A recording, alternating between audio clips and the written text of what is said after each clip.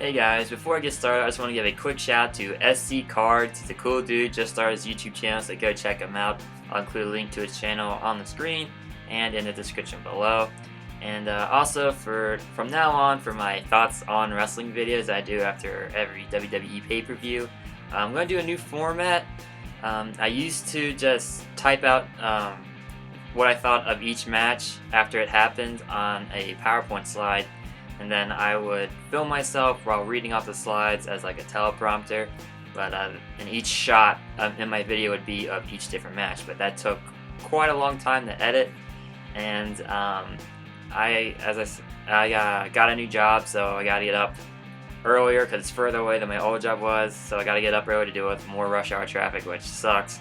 So in order to cut down on my editing time and get this uploaded much faster to YouTube and on my website, I'm just going to do this new format where I have some notes that I look at on my screen. You can't see them, but I'll look at my notes on my screen and just talk about how I felt of each match and where I think the outcome of that match will affect WWE going forward in one quick shot, so it takes less time editing.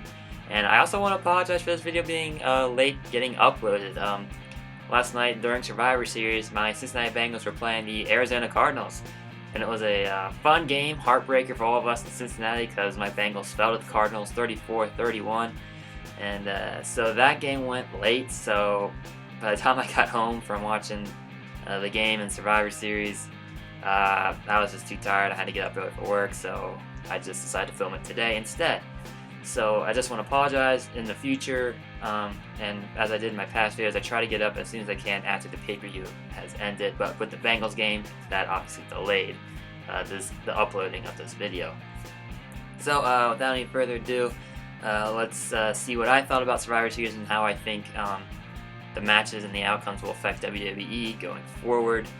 And I just want to tell you guys that I was trying to watch both at the same time, but most of my attention was on the Bengal game. I was going back and forth, watching what happened at Survivor Series while also watching the Bengals game. Mostly during commercial breaks of the Bengals game, I'd focus more on the pay-per-view, but obviously I was looking more at the Bengals game. But I do know who won. I was paying attention enough to see who won each match, and so I won't really go into how good I thought the matches were, but I will go into where I think the direction WWE will be going based on the outcome of these matches. So the kickoff show match was The Miz, Bo Dallas, Stardust, and The Ascension versus Neville, the Dudley Boys, Titus O'Neil, and Goldust. Now, other than the fact that Goldust coming back and making his return to WWE, I really have no idea why they just threw up these random wrestlers together. Stardust and The Ascension kind of makes sense, but Bo Dallas and Miz were just thrown in there for the heck of it. And then Neville, the Dudley Boys, and Titus O'Neil, who I believe was a replacement for Cesaro, who has a shoulder injury and will be in surgery soon. And then and they were teamed up with Goldust. So other than the fact that Goldust is back and he'll probably be feuding with Stardust, I really see no point in having these wrestlers in this match together, other than to showcase a potential feud between Stardust and Goldust. Personally, I hope Stardust goes back to being Cody Rhodes. I think he's done all he can with his character, and he's thrived in it, but I think it's time for a change, and Cody Rhodes needs to go back to being Cody Rhodes and quit with the Stardust gimmick. That's just my opinion, though. And then the second match of the night, the first official match on the Survivor Series card, was Roman Reigns taking on Alberto Del Rio in their WWE Championship Tournament match.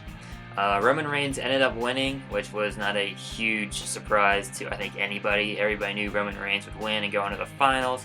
Alberto Del Rio, he's done pretty much nothing since coming back to WWE. I mean, he beat John Cena for the United States title, but WWE hasn't really done anything with him other than pairing him up with Zeb Coulter, which I find to be very weird.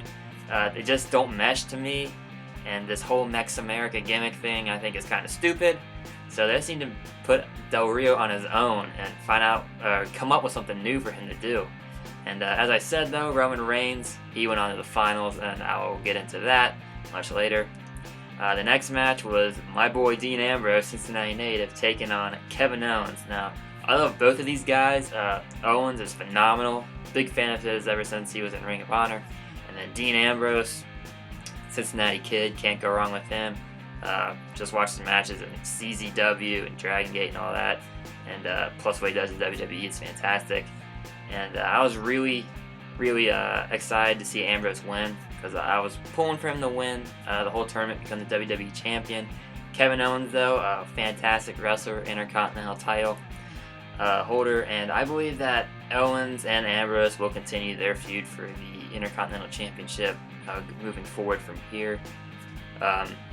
It just makes sense to me. I think they were scheduled to have an Intercontinental Championship match before Rollins got hurt, but obviously the injury threw both of them in the tournament, and they still had their Survivor Series match. So I do see Ambrose taking perhaps the Intercontinental title from Owens at maybe TLC. And if that doesn't happen, I would think that Ambrose would be moving on to bigger and better things above the Intercontinental Championship if he doesn't win it. With WWE really having no big faces with Cena and Orton and being out, and Rollins will definitely be coming back as a face based on the crowd reaction he'll probably get when he returns. So I see WWE finally pushing Ambrose to that top level where I think he deserves to be. The following match after that was a traditional Survivor Series elimination match with Ryback, the Lucha Dragons, and the Usos taking on the New Day, Sheamus, and Wade Barrett. This again was kind of a weird pairing for me. Other than the Usos and the New Day furthering their feud for the Tag Team Championships, I was really puzzled by this random assortment of guys on this team. Ryback just, to me, seemed thrown in there, and the Lucha Dragons, while I love seeing them in the ring, they, to me, just seem to be thrown in there as well. Then Sheamus and Wade Barrett. WWE really has done nothing with these guys. I mean, they gave Wade Barrett the King of the Ring crown, done nothing with him.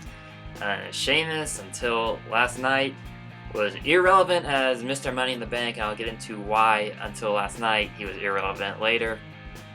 But yeah, so Team Usos defeated Team New Day, and hopefully Usos and New Day continue their rivalry. I would love to see like a tag team TLC match, possibly involving the Dudley Boys with the Usos and the New Day at TLC. As for Ryback, I have no idea. I guess they'll put him in a feud with Wade Barrett based on who was in this match. And then Lucha Dragons, I don't know where they're going. Maybe they could get thrown into the Tag Team Championship match at TLC, hopefully. That would be pretty cool, I think, having the two luchadors flying around with tables, ladders, and chairs. And after that was Paige versus Charlotte for the Divas title. Charlotte was your winner there.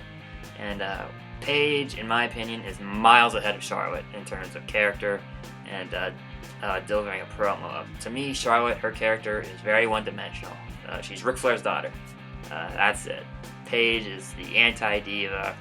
She's out for herself, does whatever it takes to win. There's a lot of layers to her character. Paige, I couldn't care less about her. She's talented in the ring, but her character does not strike me as interesting. And I thought WWE was really going to take the belt off Charlotte and give it back to Paige. But with Charlotte winning, I could definitely see Paige going in for a rematch because she is the biggest heel in the women's division in WWE right now. And to me, a Paige versus Charlotte rematch at TLC makes perfect sense. After that, we had Tyler Breeze versus Dolph Ziggler.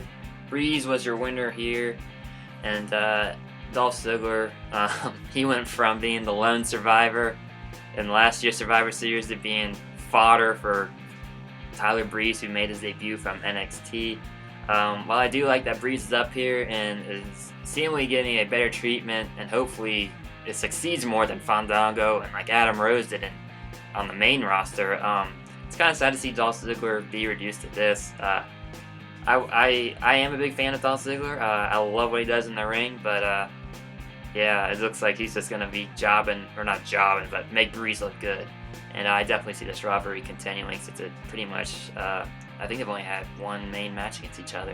One big time match, that being last night at Survivor Series. After that, it was the Brothers of Destruction, The Undertaker and Kane versus the Wyatts. And I didn't really watch this. I did, however, divert my attention from the Bengals game during a commercial of 2 Survivor Series to see The Undertaker and Kane. I think it was Braun Strowman. They double chokeslammed him through the announce table, which was pretty cool.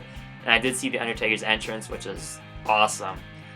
This was his 25th anniversary of his debut, and WWE really went all out to make it feel special and really honor the dead man on his 25 years at the company.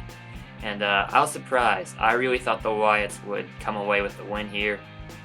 Undertaker had beaten Bray Wyatt at WrestleMania, so I thought this was Wyatt's opportunity to get even with the Undertaker and perhaps be like a symbolic passing of the torch. But that did not happen. And WWE, whenever there's like a big event or something special for a certain wrestler, whether it be in their hometown or it's like a certain anniversary, they always make that wrestler lose. So I thought Undertaker was going to lose, but nope. Undertaker and Kane got the victory, and I was kind of expecting Kane to maybe turn on the Undertaker, but that did not happen, and they really gave the Undertaker a proper way to celebrate his 25 years with WWE by giving him a win. I don't know what happens next. My guess is Undertaker disappears until WrestleMania season. The Wyatts will probably find a new victim or continue to pick on Kane until maybe the Undertaker comes back. I don't know. I'm kind of done with Undertaker versus Wyatts. I'd like to see Undertaker move on to something else, especially for WrestleMania, because Undertaker versus Bray Wyatt was cool. It was like kind of Freddy versus Jason, but been there, seen that, so let's hope Undertaker moves on to something else. And then after that, it was the WWE Championship Tournament Finals match between Roman Reigns and Dean Ambrose. Now, I had thought that for sure Roman Reigns was going to turn heel and join the Authority, whether that be Ambrose beating him for the title and he just snaps and lays Ambrose out and sides with Triple H, or whether Triple H actually assisted Roman Reigns in the match, but that did not happen. Neither of them turned heel, neither of them turned on each other. I thought for sure it would be Roman Reigns based on the promo that he and Triple H had on Raw a few weeks ago.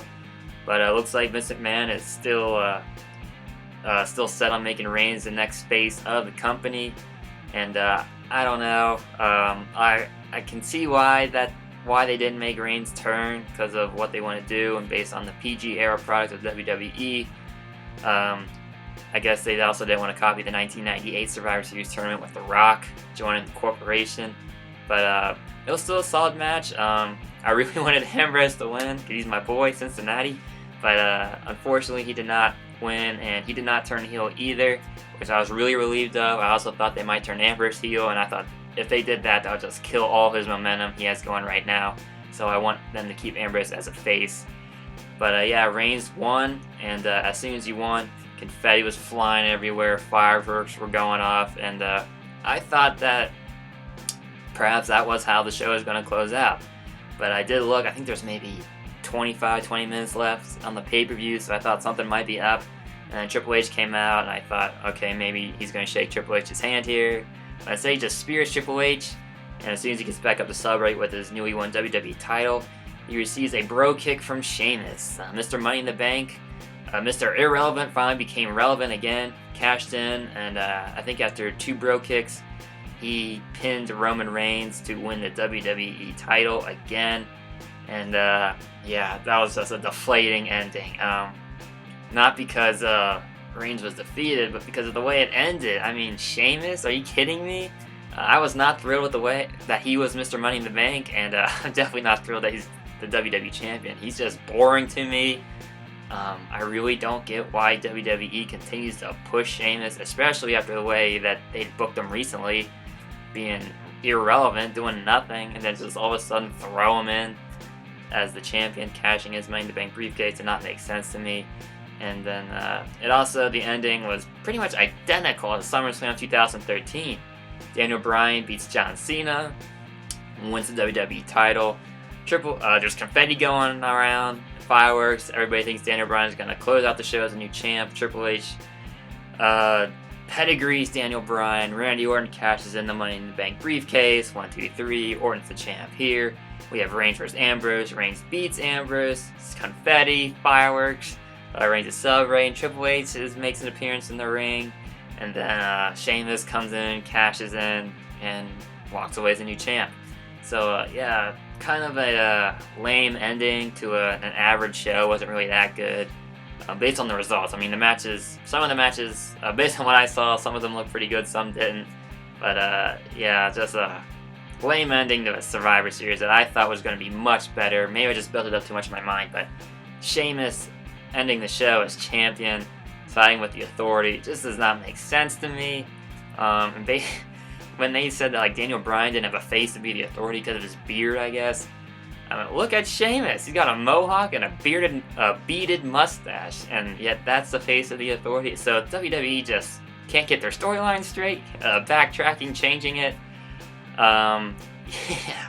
So I'm not thrilled that Sheamus is champ. Hopefully Roman Reigns takes it off of him. I think, if not TLC, definitely by Royal Rumble, Roman Reigns will win the WWE title by then. But yeah, so just that's my thoughts on Survivor Series 2015 and where I think WWE will go moving forward from last night. And if you like this video, give it a thumbs up, leave a comment, subscribe to the channel. Follow me on Twitter at Cincy Fan Zone. I live tweet on Raw and during every WWE pay-per-view. I also live tweet during Bengals games, Reds games, and stuff like that. And I also tweet out my new stuff on my website, so you guys can get updated by following me on Twitter like that. And also check out my website, cincyfanzone.blogspot.com. I got different posts up there. I wrote 2 posts that dealt with how I thought Survivor Series would end with Reigns turning heel. And there's a bunch of other wrestling stuff as well as bobbleheads, autographs, and sports stuff. And every video on my YouTube channel is also up over there as well. And yeah, thanks for watching. Subscribe to the channel by hitting that subscribe button. And stay tuned for more videos from Cincy Fan Zone.